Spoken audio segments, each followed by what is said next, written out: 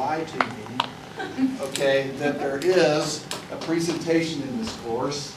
And you should get a topic to me, about a half-page abstract on what you want to discuss. Just for your edification, Kristen has already decided to talk about virtual memory and its relationship with operating systems.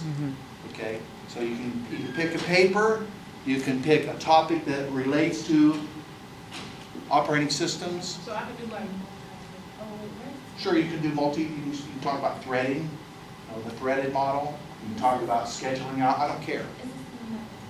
So anyway, when is that due? When's the abstract due? Friday after midterm. Friday, yes. No later it's not than. that we do it together, right? You can't do it together. Okay. No later than the Friday after the midterm. Okay, good. And questions if there are any. Okay, so most of you may have heard of Maya Angelou. She's probably the most prolific 20th century American poet, civil rights activist, hung around with Martin Luther King and them during the civil rights movement. Okay, Christian, she's just a neat person. Did you hung around with? Yes, she did. She was a contemporary. She was a contemporary of Martin Luther King. Okay, good. So, moving on then, talk about the simple shell. We briefly started to discuss this last time. I want to go through it again.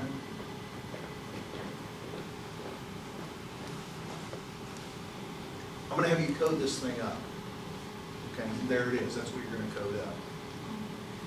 So, I mean, you don't necessarily have to understand it in detail since I've handed you the code, but it would be nice if you understood what it is that you're coding. Okay? So you see what it does. What does a shell basically do? Interpret command. It waits for a command, accepts the command, and what does it do? It forks itself, and then execs the command. All right? It forks itself and execs the command. So let's take a look at how this works. So line 9 through 14 are the object-oriented program. They're called objects. Real people call them variables. So these are the variables. So we've got mostly arrays. We've got command, which is what the user enters at the command line into this shell. Then it turns out that what we're going to do later with the thing that they enter is we're going to break it up into its pieces. We're going to parse it. Okay? There's going to be the command itself, whatever they issued, and then up to 2 different arguments called argv1 and argv2. All right? And then this auxiliary variable called search is going to allow us to find the spaces that are between. So typically you would go what? Like, as an example, you would go cp space file1 space file2. Right? That would be one line. And how would I know where the pieces of it are?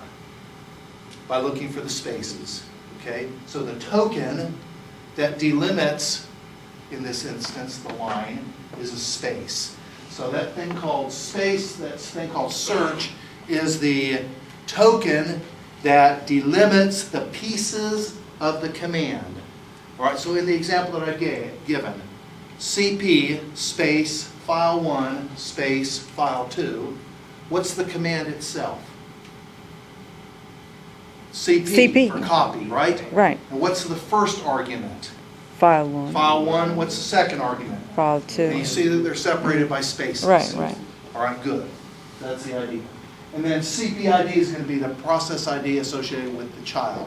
That thing which gets forked and then ultimately exec'd. All right, good. Now, infinite loop on line 16, while true. Okay, in other words, forever. So, if you're running this thing in the Unix prompt, how do you kill it off? In Unix, Control C. Control C, okay. Control C in Unix.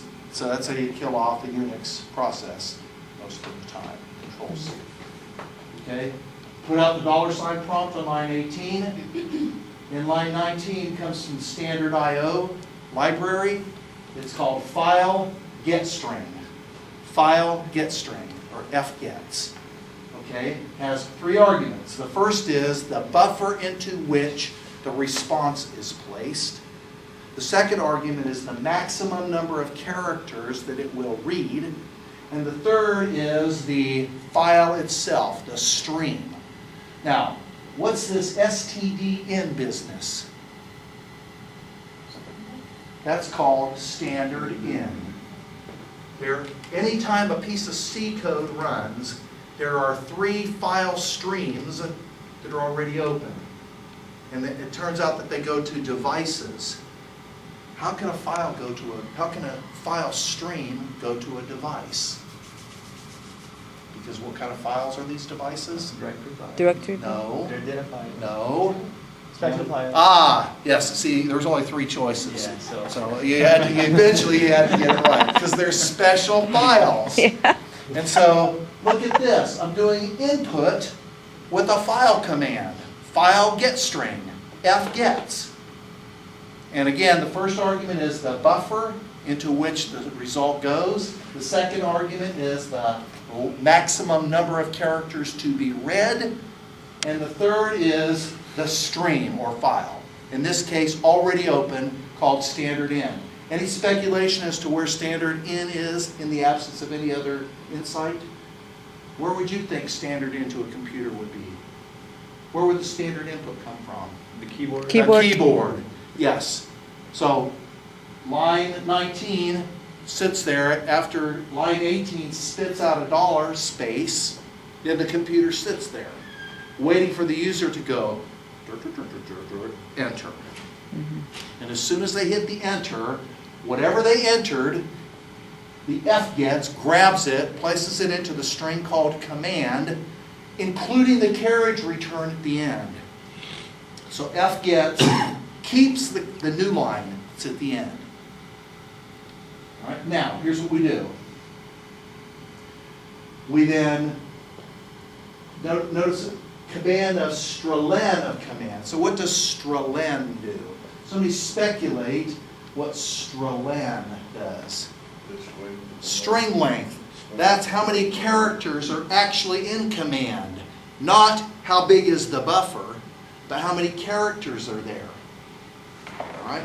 So notice what it does. It says, take command of however many there are minus 1. Because what's the last character in that buffer? What's the last character in that buffer?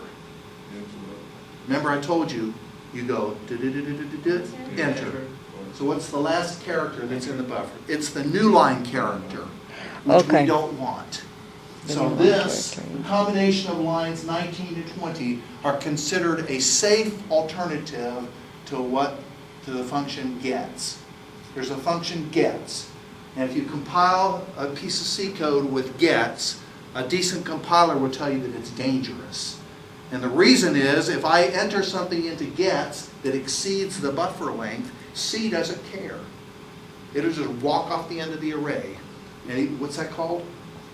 When the buffer overflows, what's it called? A Stack overflow. Buffer overflow. Okay? And a buffer overflow is one of the vectors by which exploits can be implemented. What you do is you arrange your code so that your array that you read into is right near the end of your space. Okay? Then you do a gets, and it overwrites the buffer, but what the characters that go in there are executable code. Then you vector your code to that function. Bam, suddenly you're into the computer. So buffer overflow is one of the vectors. So gets is considered unsafe. Lines 19 and 20 eliminate that. It's a safe alternative to gets. Now, the next 3 lines essentially parse that command line. If it were more than 2, I would have done it in a loop.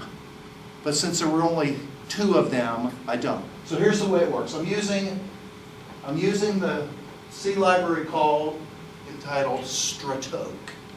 And what it does is it parses a string based on a token, okay, and brings back the pieces that are delimited by that token. What did we say the token was in our case? The space. So the first time I say, do a stratoke on command with search. And what that will do is it will give me everything up to the first space. Okay. Then subsequent calls, it gives me the next piece of the line where search occurs. And the third time it gives me the third piece of the line. So what if there were 12 things delimited by a space? Then I would do the first one, command get stratoke of command comma search, and subsequent commands, notice what command is. It's null. So then I just go in a loop, I equal 1 to 12. Bam, bam, bam, Okay. and we find them and parse it up. Boom, boom, boom, looking for the space. So parsing is, it takes the space. Breaking it up into pieces, Okay. Okay. right? And by the way, the token that you're looking for doesn't have to be the same. I could look for space, comma. So if I had fields that were numbered, 1, 2, 3, 4, 5, right? Then I could use as my token the numbers 1, 2, 3, 4, 5, and be able to locate them. So that's stratoke. It's a fairly useful C function. Now, what does this do? This is a very common thing to do in C. Notice that, by the way, this extra set of parentheses around the CPID gets fork. Okay? In an arithmetic expression, what do parentheses do? They multiply? So, I mean, what if I had 3 plus 2 times 5? What would the answer be? Yeah, well, they prioritize the... They prioritize. In other words, the stuff inside the parentheses happens first. Right. Okay? And so in C, you do the same thing. So CPID gets fork, does two things.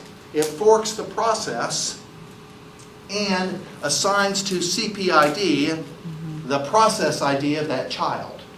Now here's another interesting thing about C.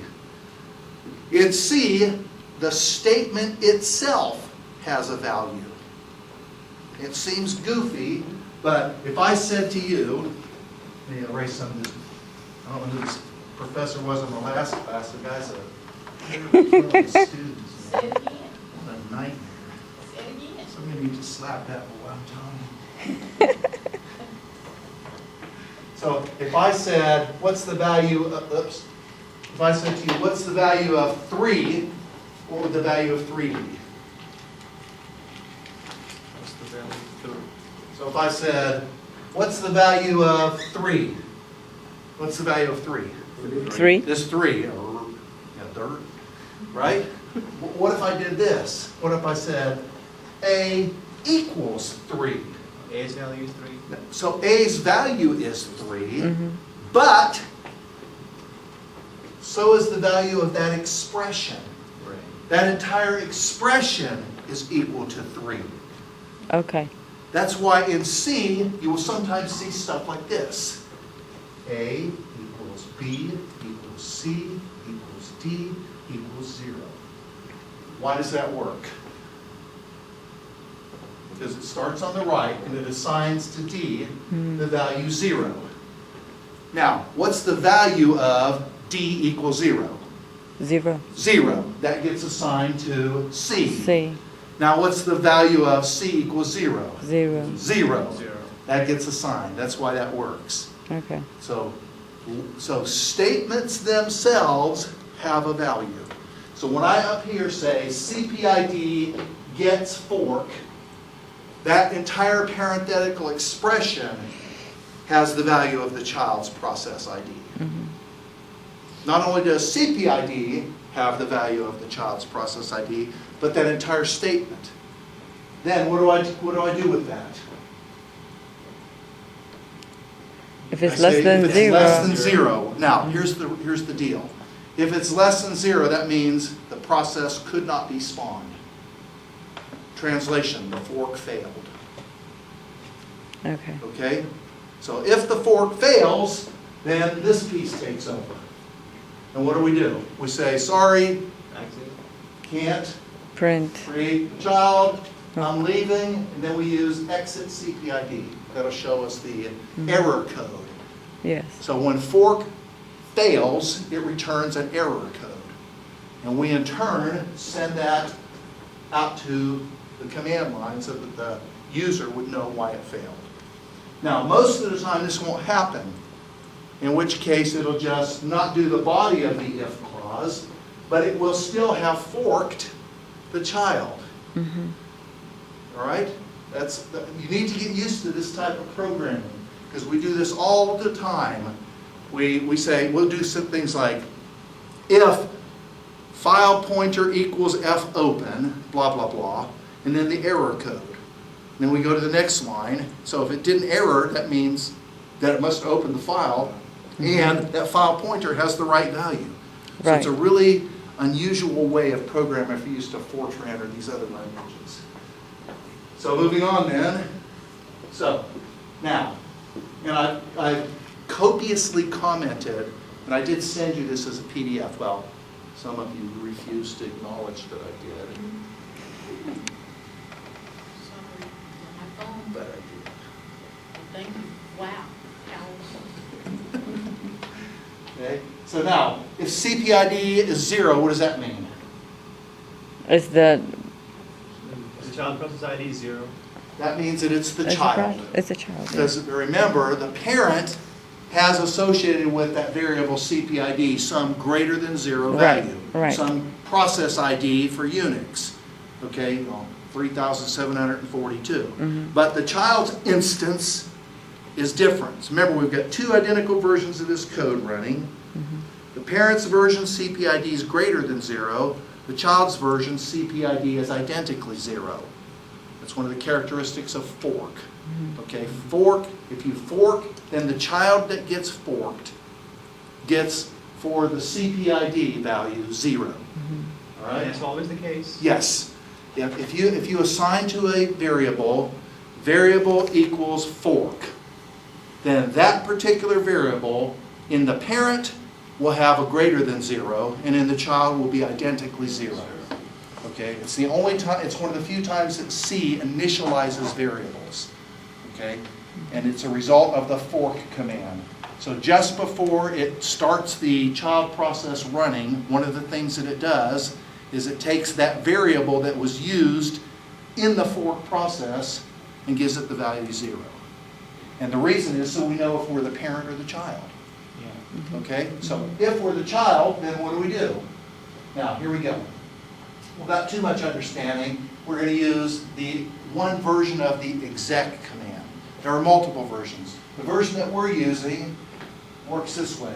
Command, you can do a man on it. On the Unix command line, you say man exec LP, and it'll tell you why those variables work. Okay. For now, I won't explain it and say the principal piece is command argv argv2. Command argv1 argv2. The exec command, remember what does it do?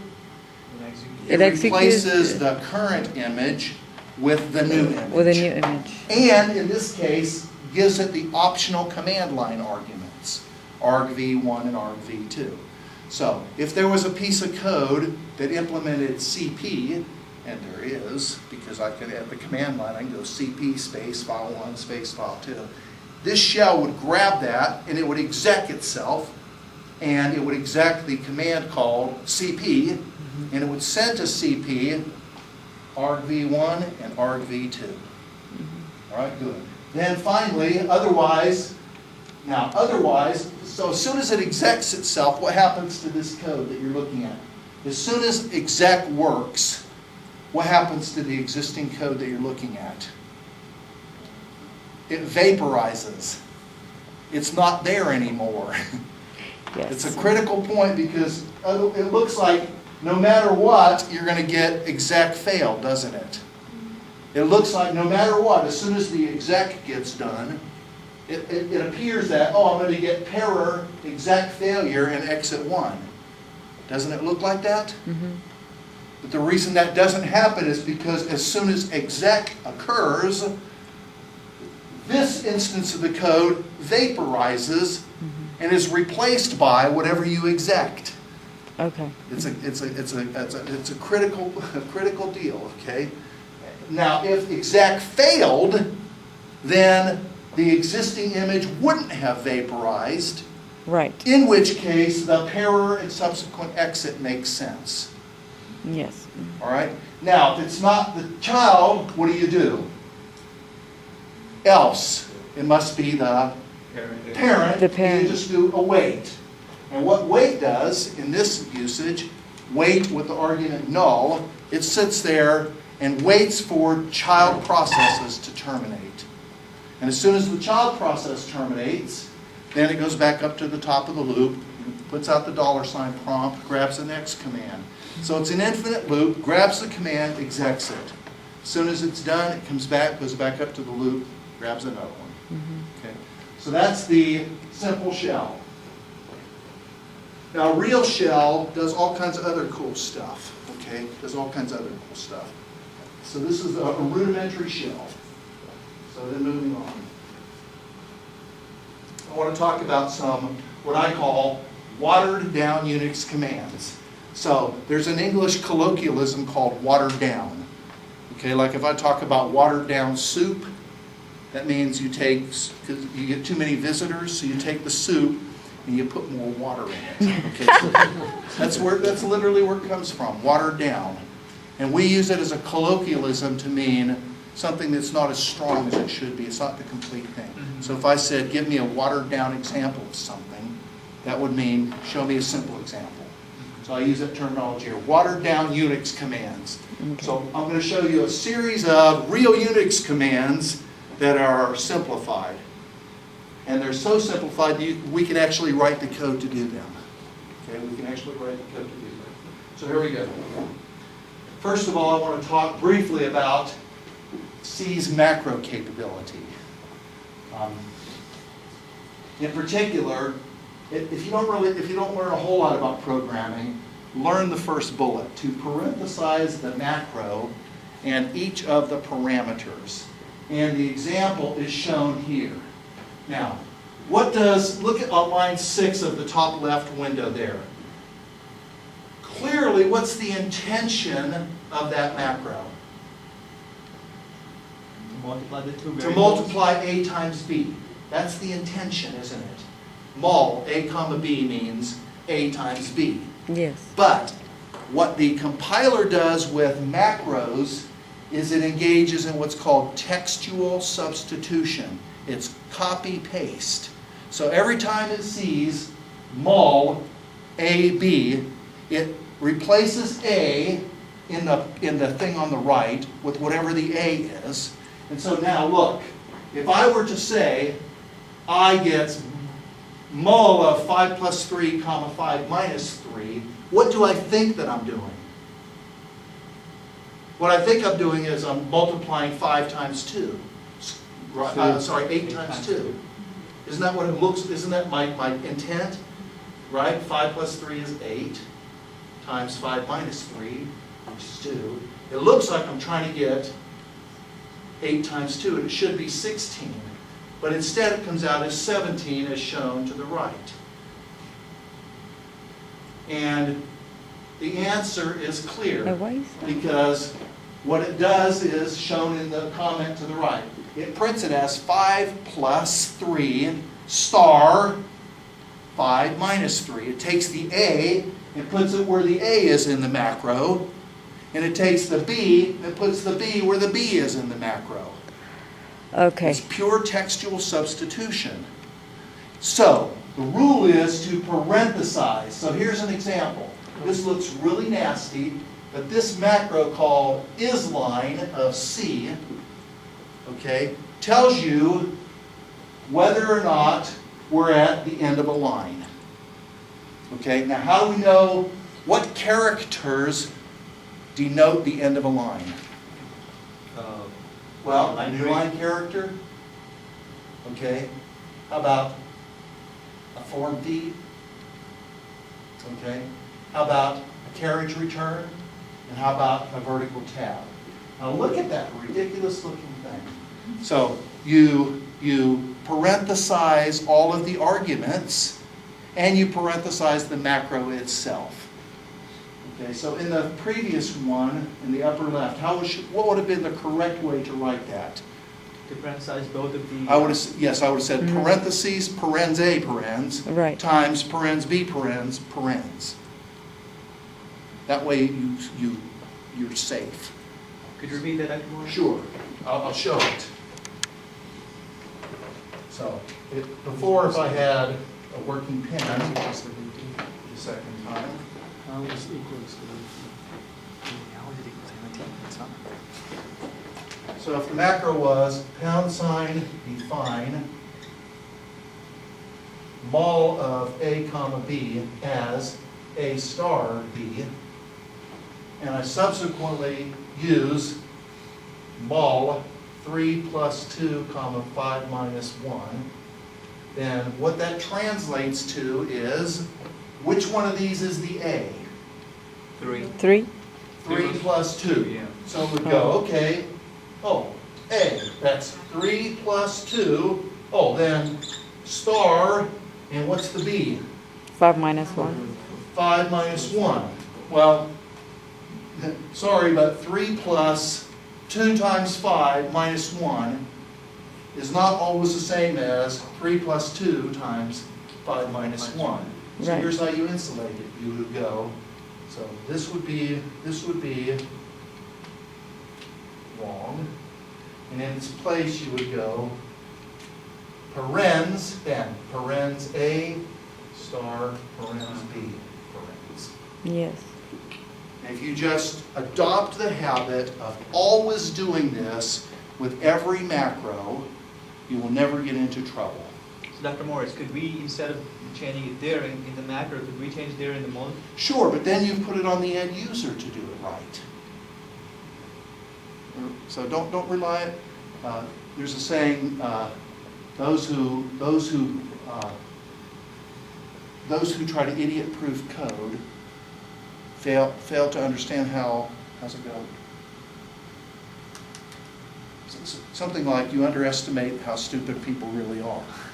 Okay? So, and by the way, it's not just regular old macro. It's not just function macros. Watch. Let me erase this. Remember, all macros in C are textual substitution. So suppose I want to say # define x as n minus 5. Suppose I want to do that. All right? Now, somewhere later I go, okay, so then y gets, x times 17. Now, what do I think that I'm doing? You think you're multiplying? I think I'm taking n minus 5 times 17. Right. But that's not what's happening.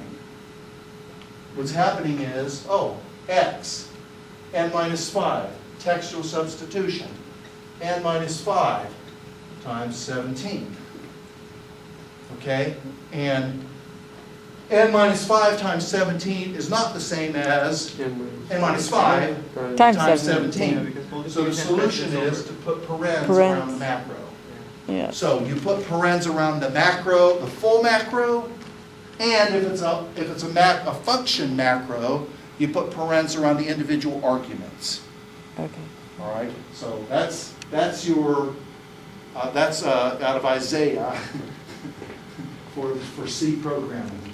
And how do we simply define macros? Is this a substitution It's system? it's an easier, because if I had some very complicated thing like this, I don't have to put this every time I'm checking to see if it's a line.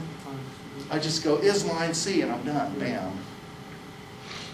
Right, so macros are a shorthand way of expressing a repetitive type of scenario. Yeah. Okay? Good. So, macros. So there's by the way, there's your is-line macro. You'll need that later. So here we go. So here are some Unix commands. Echo. What does echo do? It echoes its arguments to the standard out. What's standard out normally? The screen, sure. Then touch. Here's what touch does. Touch either changes a file's timestamp, or if the file doesn't exist, it creates an empty new file.